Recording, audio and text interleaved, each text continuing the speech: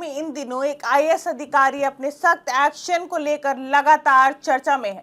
नाम है Tukaram. Maharashtra food and drug administration यानी एफडीए के कमिश्नर के तौर पर तुकाराम मुंडे ने फूड सेफ्टी को लेकर बड़े स्तर पर कार्रवाई शुरू की। लेकिन तुकाराम मुंडे की सख्त वर्किंग स्टाइल कोई नई बात नहीं है।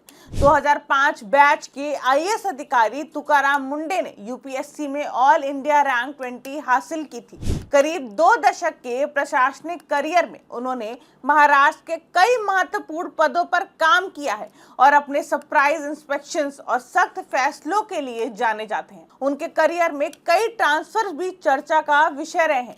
अब यही शक्ति महाराष्ट्र के फूड बिजनेसेस में देखने को मिल रही है।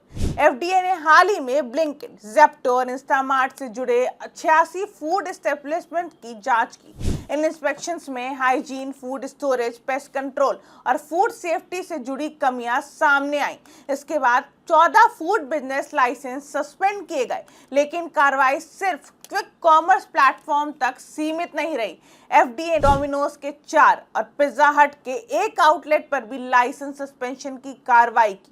इसके अलावा केएफसी, मैकडॉनल्ड्स, सबवे और बर्गर किंग जैसे बड़े फूड चेन्स के आउटलेट्स भी जांच के दायरे में आए हैं। अब यहां आता है इस पूरी कहानी का सबसे इंटरेस्टिंग एंगल। हाई कोर्ट में एफडीए की कार्रवाई को लेकर सवाल उठे। सुनवाई के दौरान अदालत की तरफ से यह सवाल उठाया गया कि अगर सेफ्टी के नियम सभी के लिए हैं तो कार्रवाई सिर्फ प्राइवेट बिजनेस तक ही क्यों सीमित रहे। सरकारी प्रतिष्ठानों और कैंटीन्स में भी फूड सेफ्टी स्टैंडर्ड्स की जांच होनी चाहिए। इसके बाद मंत्रालय की कैंटीन भी एफडीए की जांच के दायरे में आई। यानी जिस एफडीए पर प्राइवेट कंपनीज पर सख्ती को लेकर सवाल उठ रहे थे, उसी की कार्रवाई सरकारी कैंटीन तक भी पहुंची। मंत्रालय कैंटीन की हाइजीन और किचन फैसिलिटीज को लेकर भी सवाल सामने आए और इसके बाद किचन को मॉडर्नाइज करने के लिए करीब 3 करोड़ के रेनोवेशन योजना सामने आई। और इसी बीच एक पुराना मामला भी तुकाराम मुंडे के क्रैकडाउन से जोड़कर चर्चा में आया है। सिया गोयल के पिता की पूर्ण स्थित दुकान पर जुलाई में एफडीए ने कार्रवाई की थी। रिपोर्ट्स के मुताबिक वहां से करीब 4172 किलो फूड मटेरियल जब्त किया गया था। हालांकि ये जुलाई की कार्रवाई है, इसलिए इसे मौजूद क्रैकडाउन की फ्रेश न्यूज नहीं कहा जा सकता। अब आते हैं सबसे बड़े बॉलीवुड एंगल पर। महाराष्ट्र एफडीए ने शाहरुख खान, अजय देवगन और टाइगर श्रॉफ को विमल इलायची एडवर्टाइजमेंट को लेकर नोटिस भेजा है। एफडीए इस एडवर्टाइजमेंट को एलिजेड सरोगेट एडवर्टाइजमेंट के एंगल से देख रहा है और तीनों सेलिब्रिटीज से उनका पक्ष मांगा गया है। यानी तस्वीर अब काफी बड़ी हो चुकी है।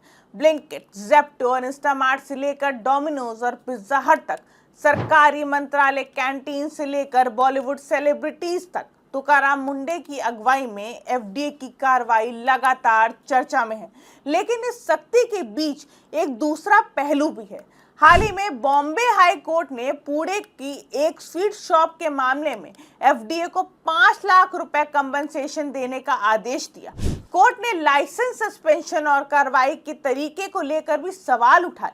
यानी फूड सेफ्टी के नियमों को लागू करना जरूरी है, लेकिन कार्रवाई कानून और तय प्रक्रिया के मुताबिक होना भी उतना ही जरूरी है, क्योंकि आखिरकार मामला सिर्फ किसी रेस्टोरेंट या कंपनी का नहीं है। जब हम बाहर खाना खाते हैं, ऑनलाइन ग्रोसरी मंगाते हैं या क्विक कॉमर्स ऐप से फूड प्रोडक्ट्स खरीदते हैं, तो हमें उम्मीद होती है कि जो सामान हमारे घर तक पहुंच रहा है वो सुरक्षित और तय स्टैंडर्ड्स के मुताबिक है। और यही तुकाराम मुंडे के सामने सबसे बड़ी चुनौती है। फूड सेफ्टी पर सख्ती भी रहे और कार्रवाई पूरी तरह नियमों के मुताबिक भी हो।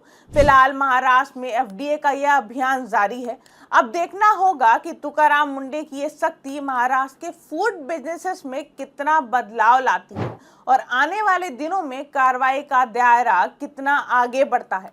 क्योंकि ब्लिंकिट से बॉलीवुड तक पहुंच चुकी इस कार्रवाई ने एक बात तो साफ कर दी है, महाराष्ट्र में फूड सेफ्टी को अब हल्के में लेने का सवाल नहीं है।